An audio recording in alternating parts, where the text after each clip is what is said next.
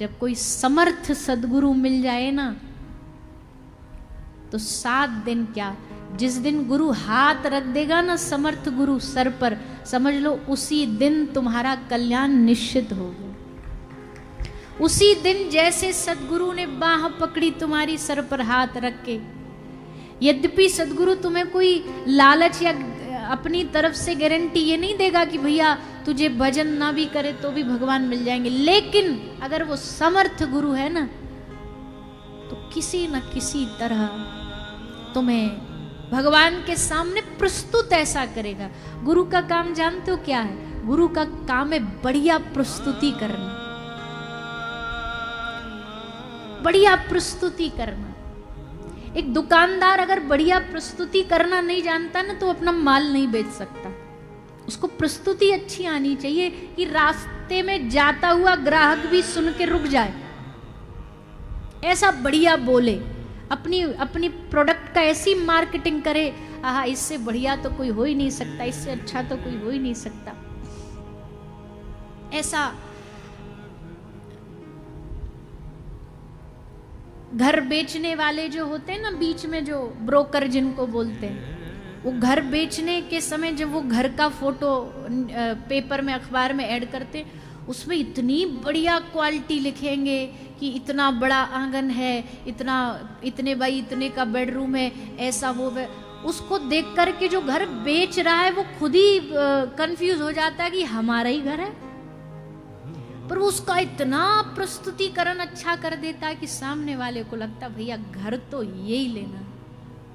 वो कहता ही तो हमारा खंडर पड़ा हुआ था, तूने तो उसको कितना बढ़िया प्रस्तुत कर दिया। बोले यही तो कमाल है हमारा, प्रस्तुतिकरण अच्छा होना चाहिए। गुरु का काम भी यही। गुरु हमें ठाकुर जी के सामने प्रस्तुत करता है खंडर मकान है हमारा जीवन, एकदम खंडर, बेगुण अवगुणों से भरा हुआ, लेकिन जब गुरु जाएगा भगवान के सामने तो इतने बढ़िया हमारे गुणगान करेगा। प्रभु आपका बहुत बड़ा भक्त है, आपको बहुत याद करता है, आपका बहुत स्मरण करता है, इतना बढ़िया गुणगान करेगा कि ठाकुर जी को भी लालच आ जाएगा। आहा, ऐसा भक्त तो हमारे पास होना चाहिए, ऐसा आश्रित तो हमारे पास होना चाहिए। गुरु का काम यही है, प्रस्तुत बढ़िया करता है शिष्य को,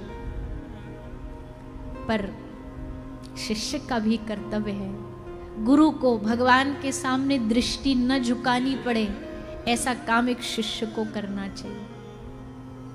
क्योंकि जब भगवान के पास जाएंगे और भगवान भजन का हिसाब पूछेंगे ना, भक्ति का हिसाब पूछेंगे, तो आपसे नहीं पूछेंगे, हमसे नहीं पूछेंगे, गुरु से पूछेंगे कि जब ये भजन नहीं कर रहा था तो तू कहाँ था, क्यों बना इसका गुरु? जब तू इसे भजन के रास्ते पर ना लगा सका तो तुझे आवश्यकता क्या थी जिम्मेदारी लेने की? गुरु बना तो निभाता, तो इसको भजन में लगाता। कितना भजन है इसका जरा दिखा हिसाब। हमारी क्लास तो बाद में लगेगी, पहले गुरु से पूछा जाएगा। इसलिए ऐसा समर्थ गुरु मिल जाए तो समझ जाना कि हाँ, भगवान ही स्वयं चल के आए हैं। भगवान सब जगह नहीं हो सकते, इसलिए गुरु रूप में सब जगह उपस्थित हो जाते हैं। जहां न पहुंच सके वहां गुरु रूप में पहुंच जाते हैं।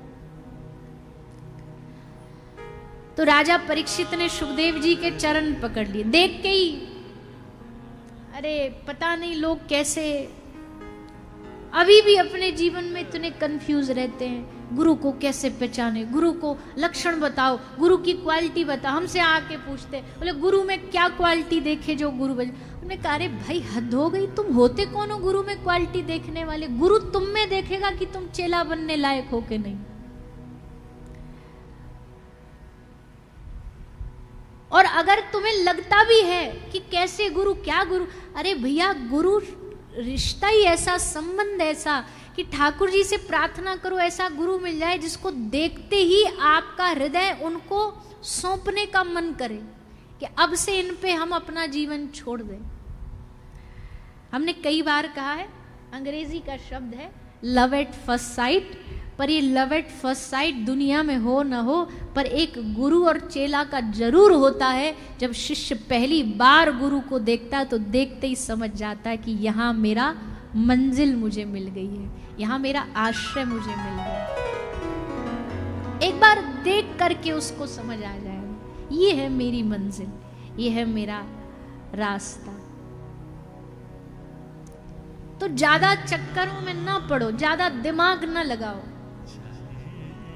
भगवान से कहो प्रभु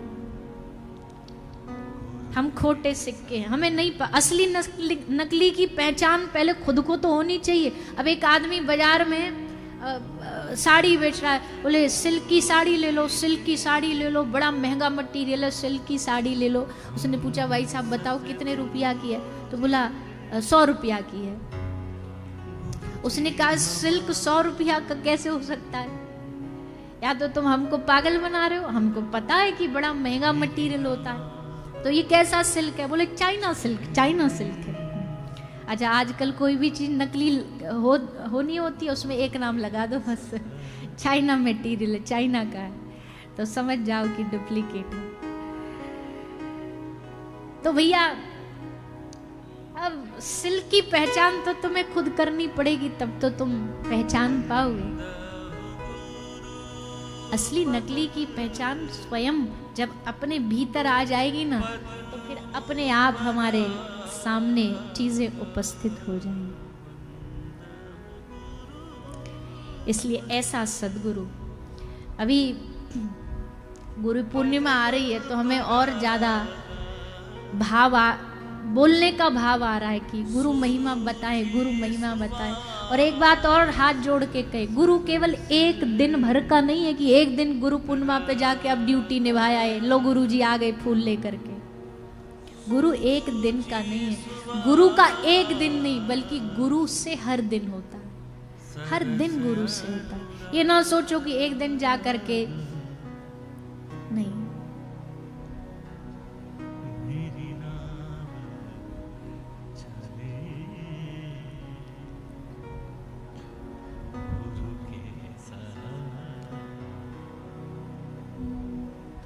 पंजाबी में जो गाते हैं, सतगुरु होए दयालता सरदा पूरिए, सतगुरु होए दयाल ना कबहू जूरिए।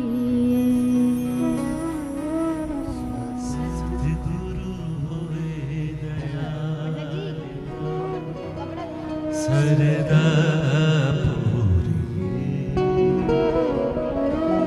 सतगुरु होए दयाल नाम, सरदा पूरी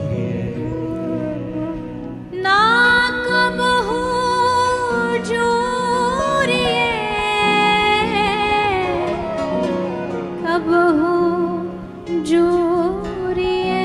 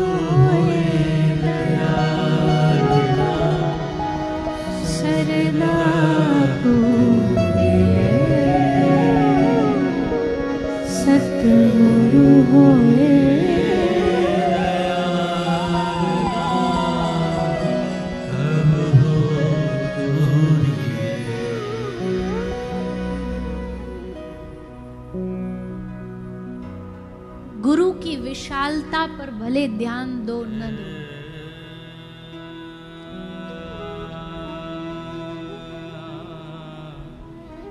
शिष्य कितने हैं इनके, आश्रम कितने हैं इनके, जमीन कितने एकड़ों में है, ये गुरु के लक्षण थोड़ी है। गुरु के पास भूमि नहीं देखो, भूमिका देखो। उनकी विशालता, हृदय की विशालता देखो, भक्ति की विशालता देखो। और हाँ, एक बात और कह दी, गुरु कभी आपको विकलांग नहीं बनाता। विकलांग मतलब कई बार ऐसा देखने को मिलता है कि गुरु ने कहा उसके पास न जाओ, उसकी सत्संग को ना श्रवण करो, ये ना करो, वो ना करो। कुछ नियम जरूर देगा कि जीवन में सात्विकता रखो, लेकिन उड़ने को पंख भी देगा।